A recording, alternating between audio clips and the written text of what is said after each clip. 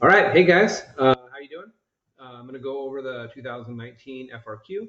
There's three sections in this one. I cut off the last two because it's going to be monetary policy and then foreign exchange, which will be unit 4 and 5 for us. So we'll tackle that in a couple weeks. Well, at least the end part of it. But let's get to this one. What do we have here? We have Canada is an open economy that is currently in a recessionary output gap. All right. So from a recessionary output gap, we know that our short run equilibrium, what we're producing, is less than our full employment right now. So we're off to start with our information. Draw a correctly labeled graph of the long run aggregate supply, short run aggregate supply, and the aggregate demand curve, and show each of the following. What do they want to see? They want a current real output and price level as Y1 and PL1 respectively, and they want our full output. All right, so let's draw this bad boy out. If we're going to be drawing out an ASAD model, we have our price level, we have our real GDP, we have our AD, we have our AS. They wanted our output to be labeled as Y1 and our price level to be labeled PL1. So that's where we're at. Next thing they want is for us to show our full employment output, label it YF. Our full employment output, that's our long run aggregate supply.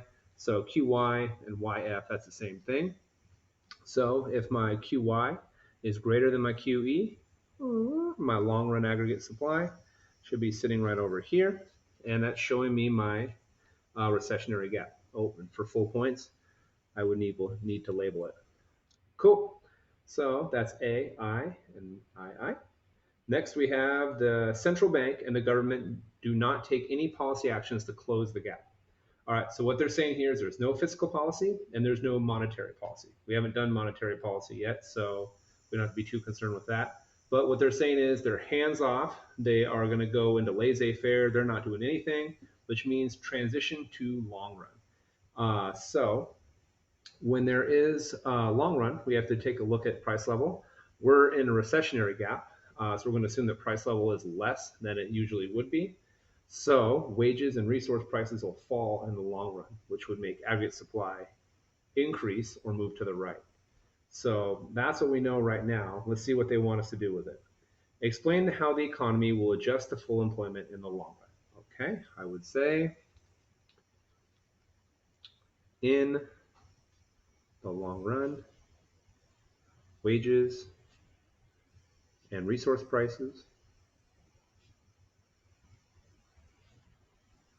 will fall,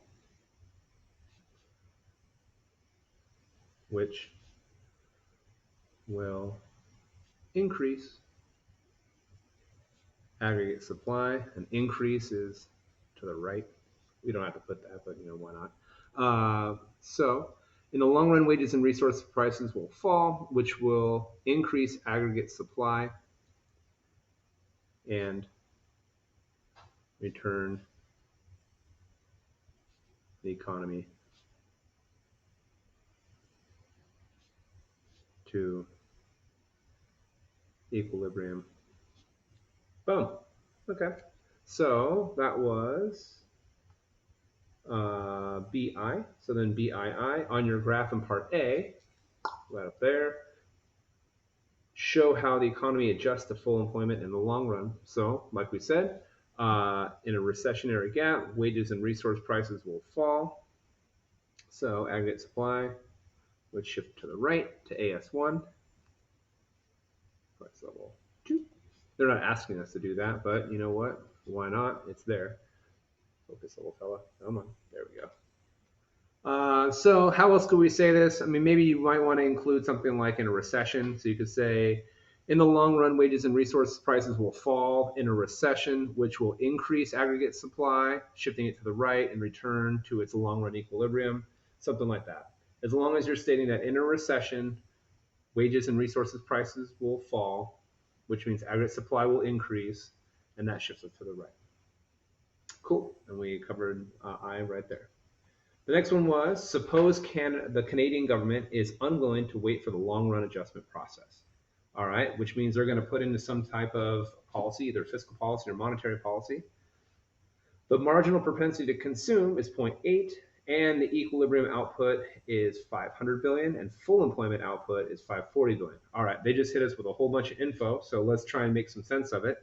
They said that our equilibrium real output is 500 billion, which would be this guy right here, our short run equilibrium. And our full employment output is 540. So if I was going to mark that on this graph, my full employment, or right underneath my long run aggregate supply, that would be, come on, buddy, focus. Sorry about that. Come on. Come on now.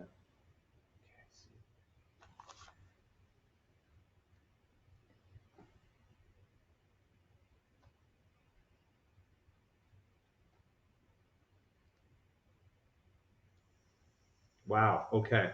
So underneath my long run aggregate supply would be 540. Underneath my short run equilibrium, it would be 500. So the gap, the recessionary gap we're experiencing right now, is $40 billion. So that's one piece of information I know. I also know about my MPC. They gave us that my MPC is 0.8. So let's get some of this information down there. So this is C. I know my MPC is 0.8, which means my MPS is 0.2. If they're going to give us this information, it's because they're going to ask us a multiplier question. So let's get our multipliers taken care of. Let's start with our spending multiplier. Our spending multiplier is 1 over our MPS, which means we've got 1 over 0.2. So my government spending multiplier is 5. My tax multiplier is going to be my MPC over my MPS, in which case it's 0.8 over 0.2. And my tax multiplier is 4. So those are my two multipliers. I know they're good because the cheat applied, the tax multiplier is always 1 less than the spending multiplier. So we're looking good here. So now let's figure out what they want us to do with those numbers. Calculate the minimum change and indicate the direction of change in government spending required to shift aggregate demand curve by the amount of the output gap. All right, we know our output gap is 40 because at full employment output, it's 540. We're currently at 500. So we're going to have to increase spending by $40 billion.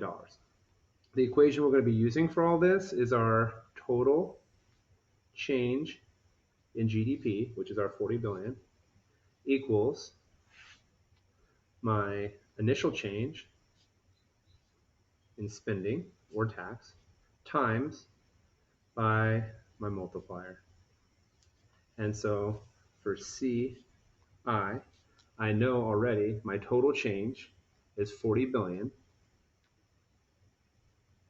And that equals my initial change times my spending multiplier. My spending multiplier was 5. So I'm going to have to increase government spending by 8 billion Kerschmackers. All right.